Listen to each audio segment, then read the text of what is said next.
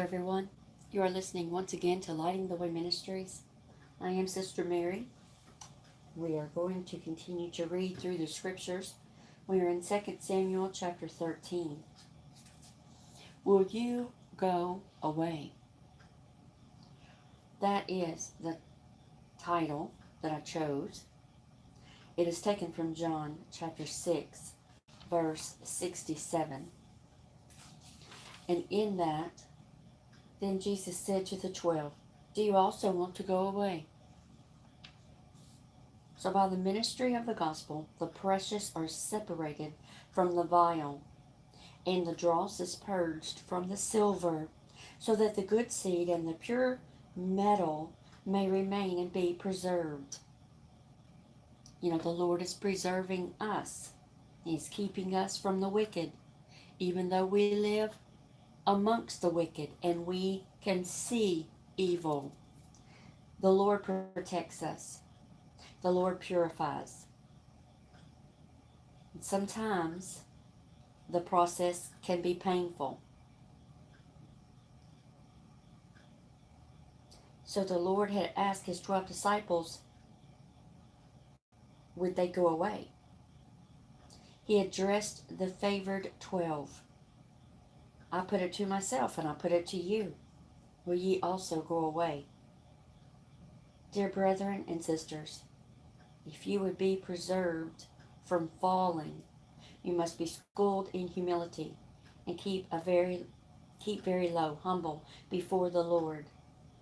Because when we are just half an inch from the ground, then we're too far up. We're too high and mighty in ourselves. Trust Christ in all things and do not trust yourself. Rely on the Spirit of God, but do not rely on anything that is in yourself. Those that do not slide walk humbly with God. They are always safe, whose entire dependence is upon the Redeemer. Be jealous of your obedience. Be circumspect. Be careful. Take heed to yourselves. Your walk and your conversation cannot be too cautious.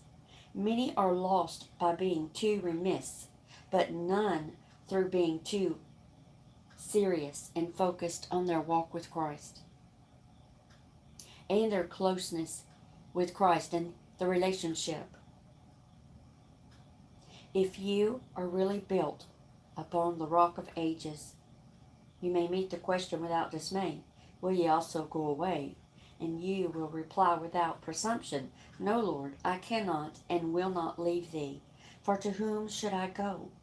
Thou hast the words of eternal life. Our reading is 2 Samuel chapter 13. And I can tell you already that I'm probably not going to pronounce all the names correctly. So we will begin. After this, Absalom, the son of David, had a lovely sister, whose name was Tamar.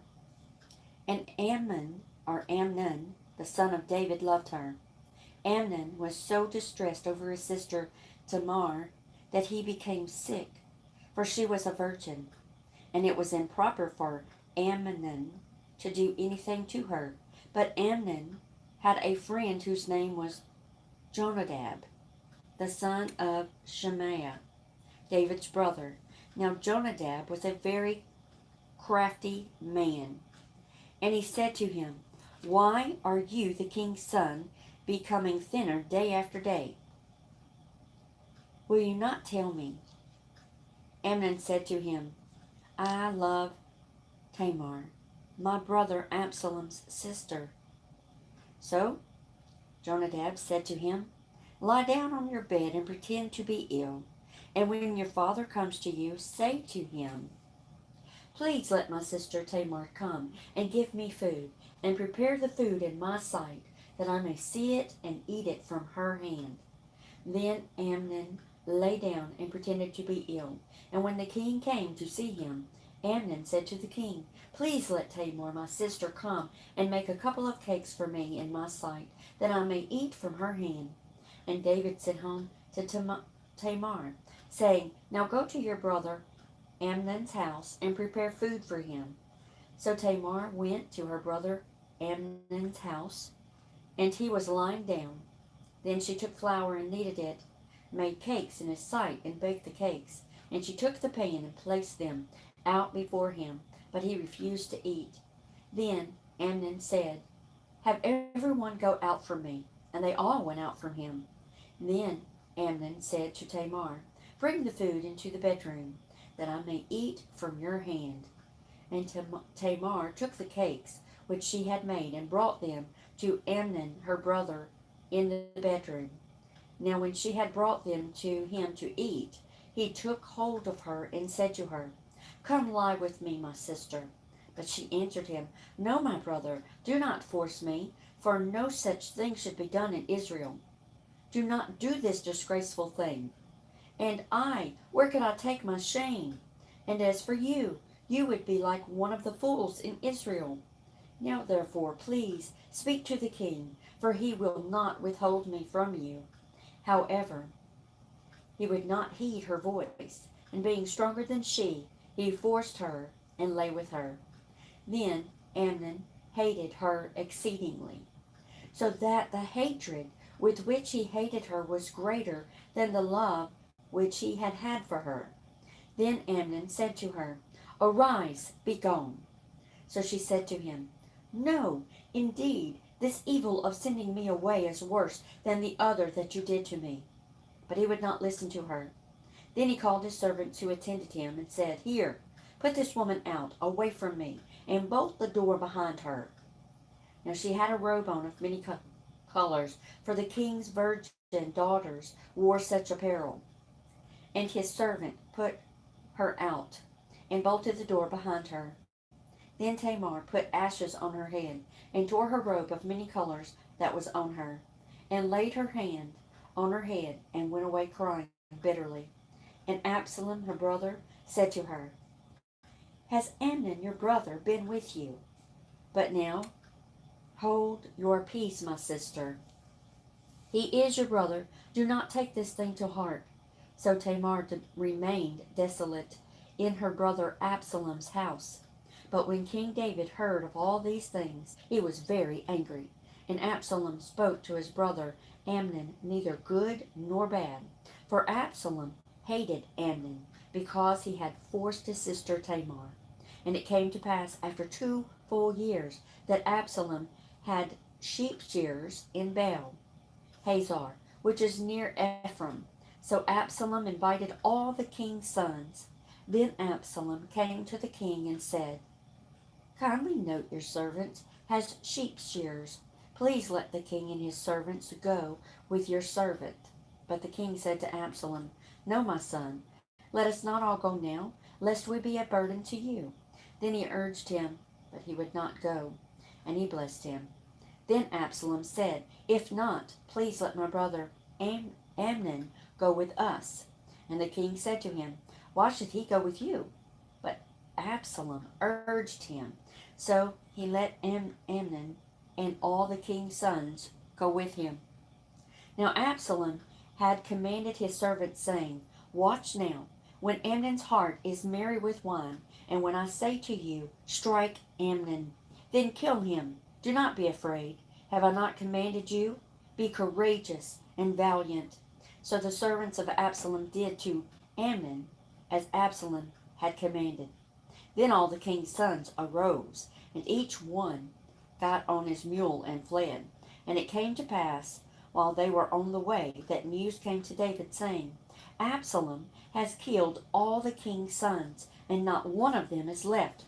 So the king arose and tore his garments, and lay on the ground. And all his servants stood by with their clothes torn. Then Jonadab, the son of Shemaiah, David's brother, answered and said, "Let not my lord suppose they have killed all the young men, the king's sons, for only Absalom or Amnon is dead. For by the command of Absalom this has been determined from the day that he forced his sister Tamar. Now, therefore, let not my lord the king take the thing to his heart, to think that all the king's sons are dead, for only Amnon is dead." Then Absalom fled, And the young man who was keeping watch lifted his eyes and looked, and there many people were coming from the road on the hillside behind him. And Jonadab said to the king, Look, the king's sons are coming. As your servant said, so it is. So it was, as soon as he had finished speaking, that the king's sons indeed came, and they lifted up their voice and wept. Also the king and all his servants wept very bitterly. But Absalom fled, and went to Talmai, the son of Ammihud, king of Geshur. And David mourned for his son every day. So Absalom fled and went to Geshur, and was there 3 years. And King David longed to go to Absalom, for he had been comforted concerning Amnon, because he was dead. Chapter 14 of 2 Samuel. So Joab the son of Zeruiah perceived that the king's heart was concerned about Absalom.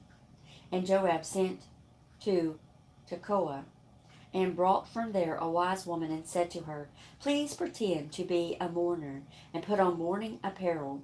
Do not anoint yourself with oil, but act like a woman who has been mourning a long time for the dead. Go to the king and speak to him in this manner. So Joab put the words in her mouth. And when the woman of Tekoa spoke to the king, she fell on her face to the ground, and prostrated herself, and said, Help, O king. And then the king said to her, What troubles you? And she answered, Indeed, I am a widow. My husband is dead. Now your maidservant had 2 sons, and the 2 fought with each other in the field, and there was no one to part them. But the one struck the other and killed him. And now the whole family has risen up against your maidservant. And they said, Deliver him who struck his brother, that we may execute him for the life of his brother, whom he killed. And we will destroy the heir also. So they would extinguish my amber that is left, and leave to my husband neither name nor remnant on the earth. Then the king said to the woman, Go to your house, and I will give orders concerning you. And the woman of Tekoa said to the king, My lord, O king, let the inquiry be on me, and on my father's house the iniquity be on me and my father's house, and the king and his throne be guiltless. So the king said, Whoever says anything to you, bring him to me, and he shall not touch you any more. Then she said, Please let the king remember the Lord your God, and do not permit the avenger of blood to destroy any more, lest they destroy my son. And he said, As the Lord lives, not one hair of your son shall fall to the ground. Therefore the woman said, Please let your maidservant speak another word to my lord the king. And he said, Say on. And so the woman said, When then have you schemed such a thing against the people of God? For the king speaks this thing as one who is guilty, in that the king does not bring his banished one home again. For we will surely die and become like water spilled on the ground, which cannot be gathered up again. Yet God does not take away a life, but he devises means so that he banishes one, are not expelled from him. Now therefore I have come to speak of this thing to my lord the king, because the people have made me afraid. And your maidservant said, I will now speak to the king. It may be that the king will perform the request of his maidservant. For the king will hear and deliver his maidservant from the hand of the man who would destroy me and my son together from the inheritance of God. Your maidservant said, The word of my lord the king will now be comforting. For as the angel of God, so is my lord the king in discerning good and evil. And may the Lord your God be with you. Then the king answered and said to the woman, Please do not hide from me anything that I ask you. And the woman said, Please let my lord the king speak. So the king said, Is the hand of Joab with you in all this?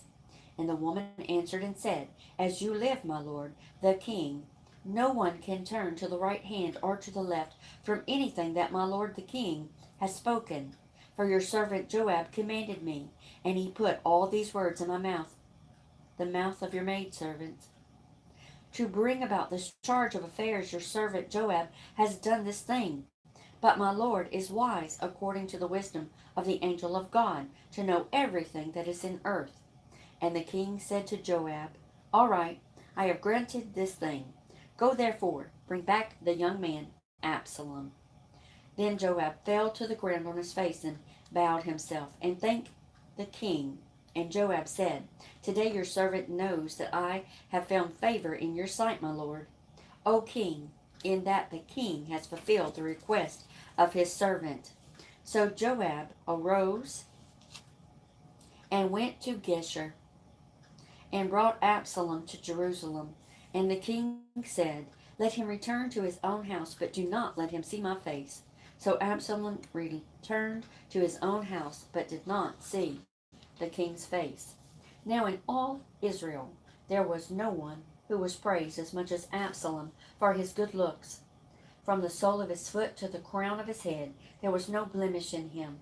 And when he cut the hair of his head, at the end of every year, he cut it because it was heavy on him. When he cut it, he weighed the hair of his head at 200 shekels according to the king's standard. To Absalom were born 3 sons and 1 daughter, whose name was Tamar. She was a woman of beautiful appearance. And Absalom dwelt 2 full years in Jerusalem, but did not see the king's face. Therefore Absalom sent for Joab to send him to the king. But he would not come to him. And when he sent again the second time, he would not come. So he said to his servants, See, Joab's field is near mine, and he has barley there. Go and set it on fire. And Absalom's servants set the field on fire. Then Joab arose and came to Absalom's house, and said to him, Why have your servants set my field on fire? And Absalom answered Joab, Look, I sent to you, saying, Come here, so that I may send you to the king to say, Why have I come to Geshur, or come from Geshur? It would be better for me to be there still. Now therefore, let me see the king's face. But if there is iniquity in me, let him execute me. So Joab went to the king and told him. And when he had called for Absalom, he came to the king and bowed himself on his face to the ground before the king. And then the king kissed Absalom. Psalm chapter 66, verses 1 through 7. Make a joyful shout to God, all the earth. Sing out the honor of his name. Make his praises glorious. Say to God, How awesome are your works! Through the greatness of your power, your enemies shall submit themselves to you. All the earth shall worship you and sing praises to you.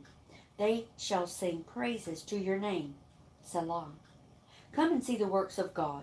He is awesome in his doing toward the sons of men. He turned the sea into dry land. They went through the river on foot. There we will rejoice in him. He rules by his power forever. His eyes observe the nations. Do not let the rebellious exalt themselves. Selah. Proverbs chapter 16, verses 25 and 26. There is a way that seems right to a man, but its end is the way of death. The person who labors, labors for himself, for his hungry mouth drives him on. John chapter 6, verses 52 through 71. The Jews therefore quarreled among themselves, saying, How can this man give us his flesh to eat? Then Jesus said to them, Most assuredly I say to you, unless you eat the flesh of the Son of Man and drink his blood, you have no life in you. Whoever eats my flesh and drinks my blood has eternal life, and I will raise him up at the last day. For my flesh is food indeed, and my blood is drink indeed. He who eats my flesh and drinks my blood abides in me, and I in him.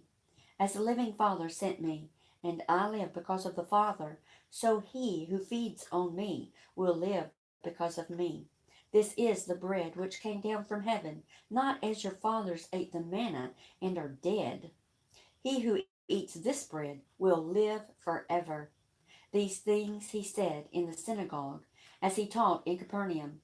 Therefore, many of his disciples, when they heard this, said, "This is a hard saying. Who can understand it?" And when Jesus knew in himself that his disciples complained about this, he said to them, "Does this offend you? What then, if you should see the Son of Man ascend where he was before? It is the Spirit who gives life. The flesh profits nothing. The words that I speak to you are spirit, and they are life. But there are some of you who do not believe." For Jesus knew from the beginning who they were and who did not believe, and who would betray him. And he said, "Therefore I have said to you that no one can come to me unless it has been granted to him by my Father." From that time many of his disciples went back and walked with him no more. Then Jesus said to the 12, "Do you also want to go away?" But Simon Peter answered him, "Lord, to whom shall we go? You have the words of eternal life. Also, we have come to believe and know that you are the Christ, the Son of the living God." Jesus answered them, "Did I not choose you, the 12, and one of you is a devil?" He spoke of Judas Iscariot, the son of Simon, for it was he who would betray him, being of the 12.